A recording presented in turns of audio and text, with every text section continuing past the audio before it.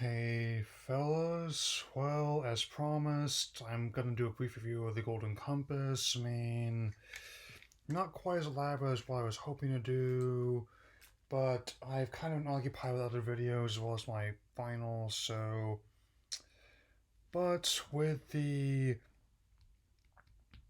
HBO BBC reboot, Who Are the His Other Materials now currently airing, I thought it'd be best to address this, how the film was intended as the first part of a franchise, which would have adapted the two novels in his Dark Materials trilogy, The Soul Knife Amber Spyglass, and overall, it's not totally irredeemable, but I do admit it has some major issues. Like, actually, if you believe me, I actually remember seeing this in the theater when I was 15, which is like, this actually, by the time uploading this video, or at least when I'm recording it, marks now 12 years since it was released.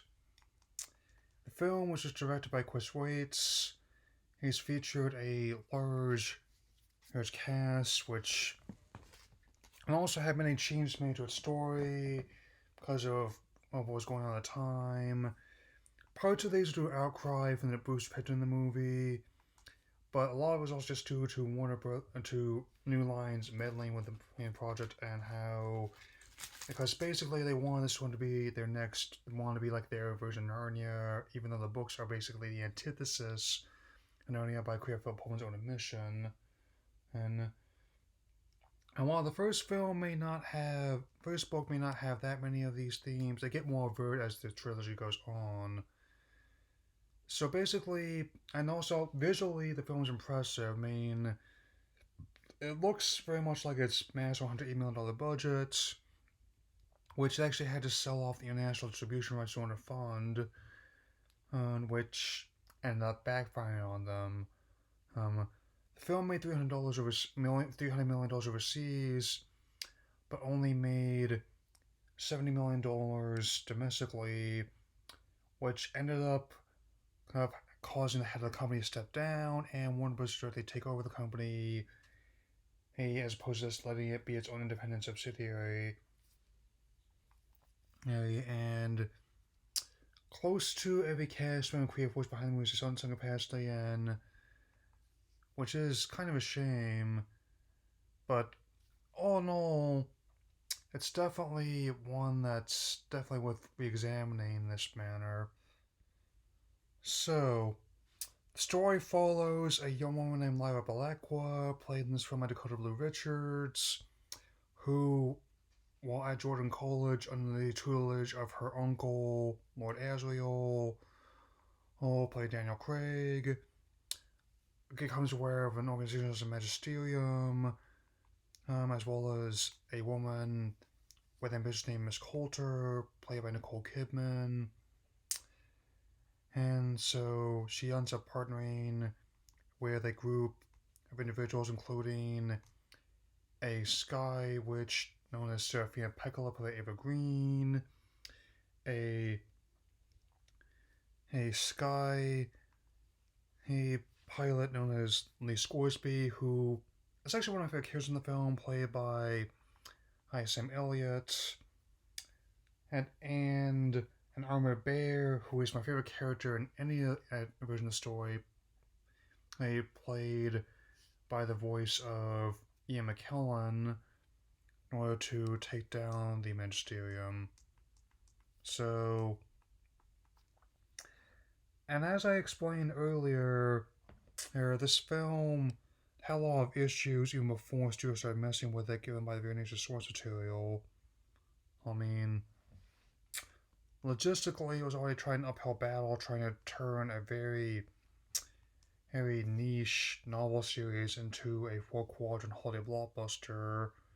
I mean, on top of the protests it faced from some groups at the time, a lot of fans were not happy that Libby's taking source material because this is actually before I read the books and discovered how good the books actually were.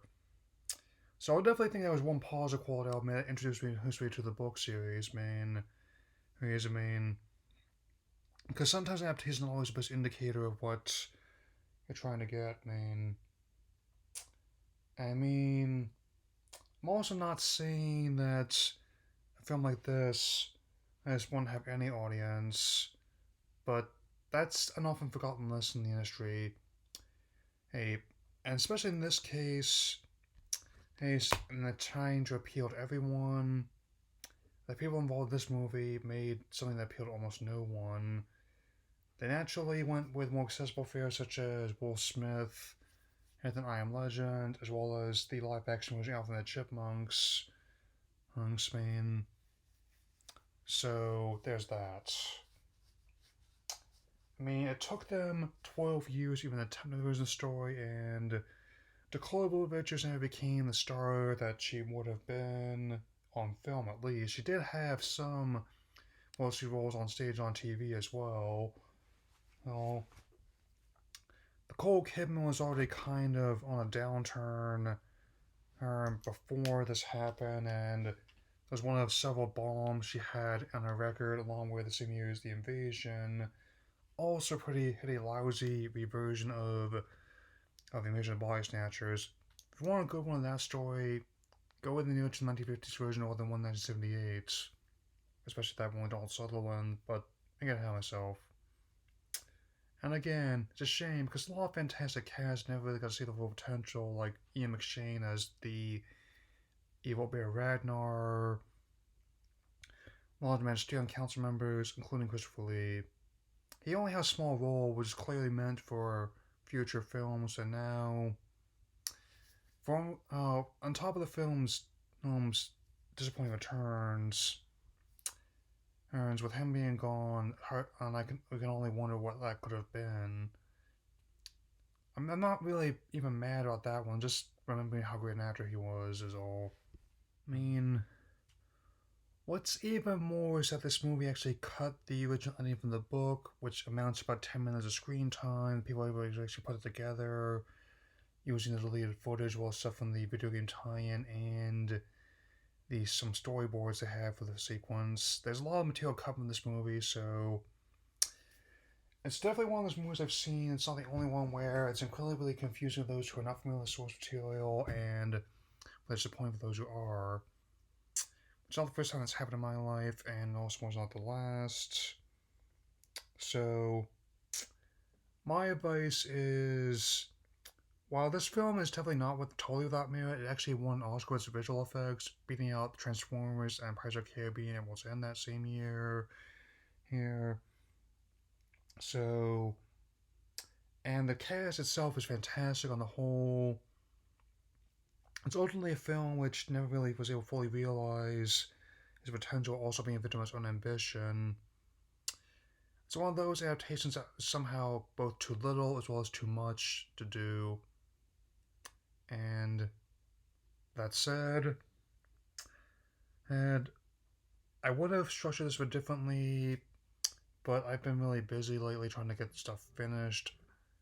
So I give this one an average 2.5 out of 4, both with respect to when I was 15 and how I am now. So I'll have the next videos out as I complete them, and start playing before finals and before the end of this year later.